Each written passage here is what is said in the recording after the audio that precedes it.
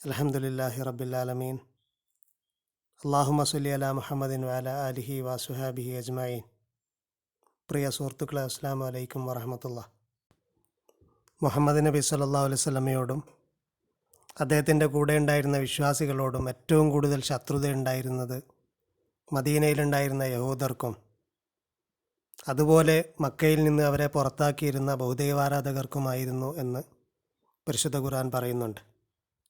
ലതജിദന്ന അശദ്ദന്നാസി അദാവത്തൻ ലില്ലദീന ആമനു അൽ യഹൂദ വല്ലദീന അശ്റകു.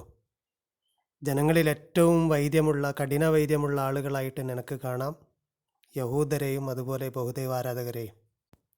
അതേസമയം വിശ്വാസികളോട് ഏറ്റവും സ്നേഹമുള്ളത് ഞങ്ങൾ നസാറാക്കളാണ് എന്ന് പറഞ്ഞവരാണ് എന്നും ഖുർആൻ പറയുന്നു. വലതജിദന്ന അഖറബഹും മവദ്ദത്തൻ ലില്ലദീന ആമനു അല്ലദീന ഖാലു ഇന്നാ നസാറ. ഞങ്ങൾ നസാറാക്കളാണ് എന്ന് പറഞ്ഞവരാണ് വിശ്വാസികളോട് ഏറ്റവും അടുപ്പമുള്ള മവദ്ദത്തുള്ള ആളുകൾ. നസാറ എന്നത് നസ്രാനി എന്ന പദത്തിൻ്റെ പ്ലൂരലാണ്. നസ്രാനി എന്ന് നമ്മൾ സാധാരണ മലയാളത്തിലും പറയും.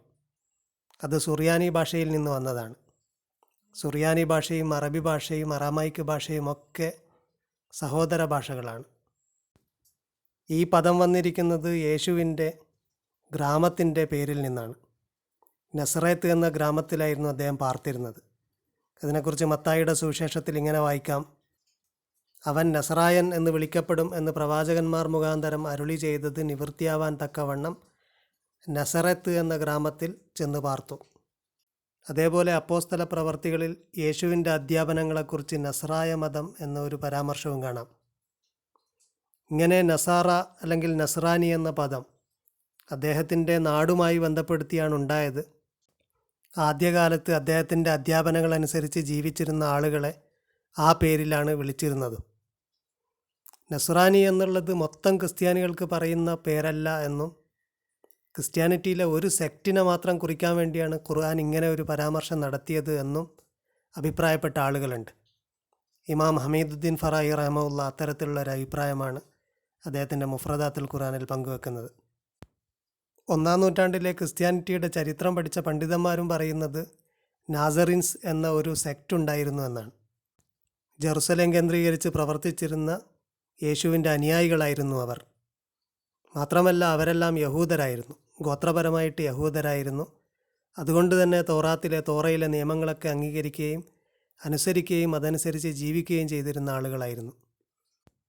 പിൽക്കാലത്ത് റോമക്കാരുടെ ആക്രമണം ഭയന്നുകൊണ്ട് സിറിയയിലേക്കും അറേബ്യയുടെ മറ്റ് ഭാഗങ്ങളിലേക്കും അവർ ഓടി രക്ഷപ്പെട്ടു. അങ്ങനെ കുറേ നൂറ്റാണ്ടുകളായിട്ട് ഈ ഒരു സെക്റ്റ് അറേബ്യയുടെ ചുറ്റുവട്ടത്തുണ്ടായിരുന്നു എന്നും അവരെക്കുറിച്ചാണ് നസ്രാനി എന്ന് ഖുർആൻ പ്രയോഗിച്ചത് എന്നും ഹമീദുദ്ദീൻ ഫറായി റഹ്മുല്ല പറയുന്നു. യേശുവിൻ്റെ അനുയായികളെ ആദ്യമായിട്ട് ക്രിസ്ത്യാനികളെന്ന് വിളിച്ചത് അന്ത്യോക്യയിലെ സഭയിലാണ് എന്ന് അപ്പോസ്തല പ്രവർത്തികളിൽ പറയുന്നുണ്ട്. ക്രിസ്ത്യാനി എന്ന് പറഞ്ഞാൽ ക്രൈസ്റ്റിൻ്റെ ഫോളോവേഴ്സ് എന്നാണ് അർത്ഥം. ക്രൈസ്റ്റ് എന്നത് ഗ്രീക്കിലെ ക്രിസ്റ്റോസിൽ നിന്ന് വന്നതാണ്. ഹീബ്രുവിൽ മെസ്സിയ എന്നും അറബിയിൽ മസീഹ് എന്നുമാണ് ക്രൈസ്റ്റിന് പറയുന്നത്. അതിന് സമാനമായ പദമാണ് സിറിയാക്ക് ഭാഷയിലും. അങ്ങനെയാണ് നമ്മുടെ നാട്ടിൽ മിഷിഹ എന്ന വാക്കുണ്ടായത്. പ്രവാചകൻ മുഹമ്മദ് നബി സല്ലല്ലാഹു അലൈഹി വസല്ലമയുടെ കാലത്ത് വളരെ പ്രധാനപ്പെട്ട ഒരു എംപയർ ആയിരുന്നു ഈസ്റ്റേൺ റോമൻ എംപയർ അഥവാ ബൈസൻറ്റൈൻ എംപയർ. അവർ ഡൊമിനൻ്റ്ലി ക്രിസ്ത്യൻസാണ്. റോമാ സാമ്രാജ്യം മുഴുവനും ക്രിസ്ത്യാനിറ്റിയിലേക്ക് വന്നത് എംപറർ കോൺസ്റ്റൻറ്റൈൻ്റെ കാലത്താണ്. അദ്ദേഹത്തിൻ്റെ കാലത്ത് അദ്ദേഹം ക്രിസ്ത്യാനിറ്റിയിലേക്ക് കൺവേർട്ട് ചെയ്യുകയും അങ്ങനെ റോമാ സാമ്രാജ്യത്തിൻ്റെ കീഴിലുള്ള മുഴുവൻ ആളുകളും പ്രദേശങ്ങളുമൊക്കെ ക്രിസ്ത്യാനിറ്റിയുടെ കീഴിലേക്ക് വന്നതാണ്.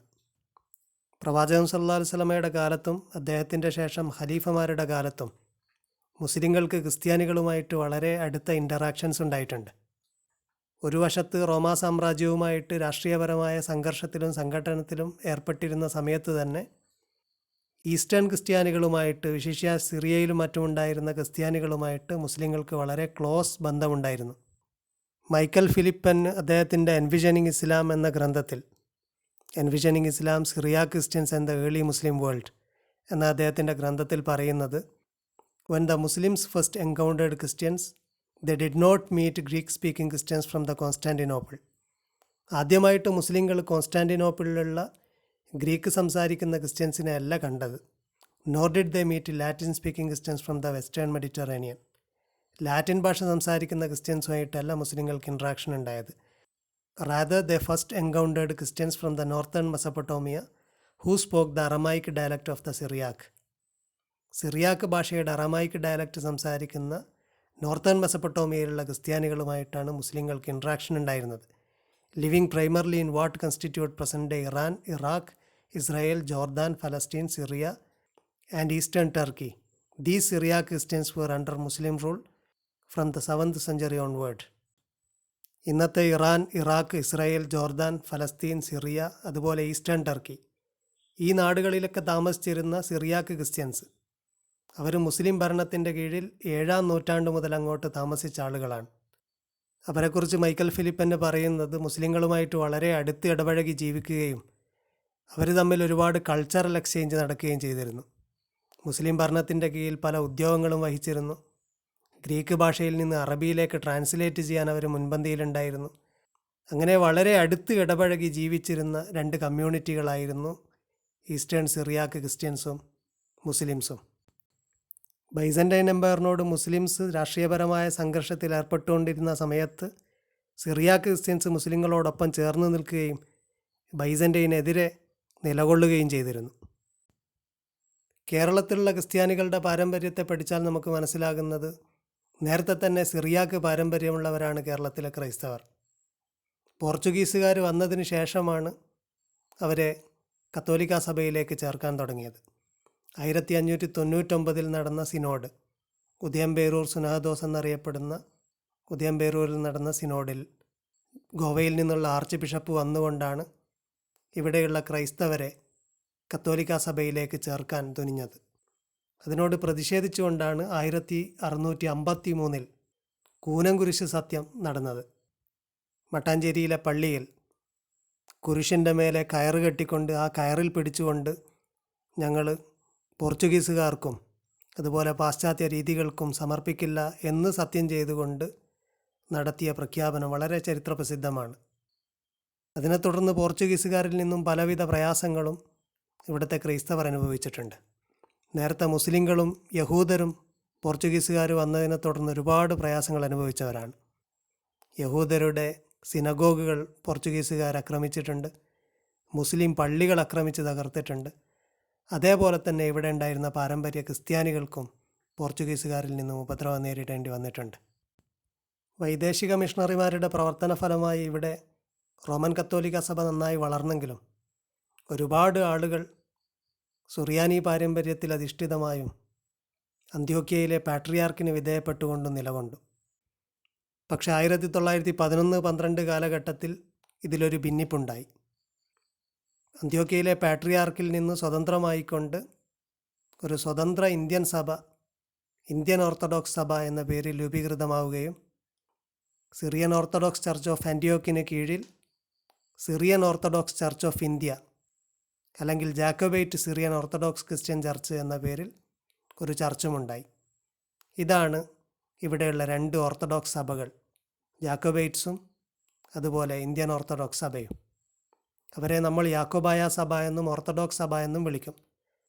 ഓർത്തഡോക്സ് സഭ എന്ന് പറയുമ്പോൾ ഉദ്ദേശിക്കുന്നത് ഇന്ത്യൻ ഓർത്തഡോക്സ് ചർച്ചാണ്. അവർ സിറിയാക്ക് ഓർത്തഡോക്സ് ചർച്ചിൽ നിന്ന് സ്വതന്ത്രമാണ്. എന്നാൽ അന്ത്യോക്യയിലെ സിറിയാക്ക് ഓർത്തഡോക്സ് ചർച്ചിൻ്റെ കീഴിൽ വരുന്ന ഒരു ഇന്ത്യൻ സഭയാണ് യാക്കോബായ സഭ. ഈ ഭിന്നിപ്പോടുകൂടെ കേരളത്തിലുള്ള സിറിയാക്ക് പാരമ്പര്യമുള്ള ഓർത്തഡോക്സ് പള്ളികളുടെ മേലെയുള്ള അവകാശ തർക്കങ്ങൾ ഉടലെടുത്തു. യാക്കോബായ സഭയെ സംബന്ധിച്ചിടത്തോളം ഇന്ത്യൻ ഓർത്തഡോക്സ് സഭ സിറിയാക്ക് ഓർത്തഡോക്സ് ചർച്ച് ഓഫ് ആൻറ്റിയോക്കിൽ നിന്ന് വേർപ്പെടുക വഴി, അന്ത്യോക്യയിലെ പാട്രിയാർക്കേറ്റിൽ നിന്ന് വേർപ്പെടുക വഴി വിശ്വാസപരമായി തന്നെ അംഗീകരിക്കാൻ കഴിയാത്ത ഒരു വിഭാഗമായിട്ട് മാറി. ഇന്ത്യൻ ഓർത്തഡോക്സ് സഭ സ്വതന്ത്രമായി തന്നെ 1934 ഒരു ഭരണഘടന ഉണ്ടാക്കുകയും അതിൻ്റെ എല്ലാ പ്രവർത്തനങ്ങളും അതിനനുസരിച്ച് ഏകോപിപ്പിക്കുകയും ചെയ്തു. പിന്നീട് 1959 ഈ രണ്ട് വിഭാഗവും ഐക്യപ്പെടുകയും 1972-73 കാലഘട്ടത്തിൽ വീണ്ടും ഭിന്നത ഉണ്ടാവുകയും ചെയ്തു. അതിനുശേഷം പള്ളിത്തർക്കങ്ങൾ രൂക്ഷമാവുകയും കോടതിയും കേസുമായിട്ട് മുന്നോട്ട് പോവുകയും ചെയ്തു. 2017 സുപ്രീം കോടതി വിധി നൽകി 1934 ഇന്ത്യൻ ഓർത്തഡോക്സ് സഭ ഉണ്ടാക്കിയ ഭരണഘടന പ്രകാരം എല്ലാ പള്ളികളും അവരാണ് ഭരിക്കേണ്ടത്, അവർക്ക് അവകാശപ്പെടുത്തി കൊടുത്തു. അതുപോലെ യഥാർത്ഥ മലങ്കര വിഭാഗമായിട്ട് ഓർത്തഡോക്സ് വിഭാഗത്തെ, ഇന്ത്യൻ ഓർത്തഡോക്സ് സഭയെ സുപ്രീം കോടതി അംഗീകരിച്ചു. അങ്ങനെ വളരെ പൗരാണികമായ നൂറ്റാണ്ടുകൾ പഴക്കമുള്ള എല്ലാ സിറിയാക്ക് പാരമ്പര്യമുള്ള പള്ളികളും ഓർത്തഡോക്സ് സഭയ്ക്ക് വിട്ടു നൽകണം എന്ന് വിധി വന്നു. ഈ കോടതി വിധി നടപ്പിലാക്കാൻ വേണ്ടി പോലീസിൻ്റെയും അധികാരികളുടെയും സഹായത്തോടെ ഓർത്തഡോക്സ് സഭ യാക്കോബായ സഭയുടെ ഒരുപാട് കാലങ്ങളായി യാക്കോബായ സഭക്കാർ ആരാധന നടത്തിക്കൊണ്ടിരിക്കുന്ന പള്ളികൾ പിടിച്ചെടുക്കുകയും അതിനെ തുടർന്നുണ്ടാകുന്ന സംഘർഷങ്ങളുമാണ് കഴിഞ്ഞ 1-2 വർഷമായിട്ട് നമ്മൾ കണ്ടുകൊണ്ടിരിക്കുന്നത്.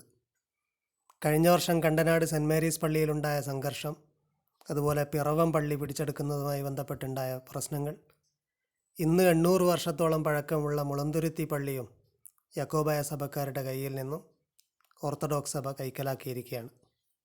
നിയമത്തിൻ്റെ മുമ്പിൽ ബലമുള്ള തെളിവുകൾ സമർപ്പിച്ചുകൊണ്ട് ഒരു മതവിഭാഗത്തിൻ്റെ ആരാധനാ സ്വാതന്ത്ര്യം തന്നെ കവർന്നെടുക്കപ്പെടുന്ന ഒരു രംഗമാണ് ഇപ്പോൾ ഉള്ളത്.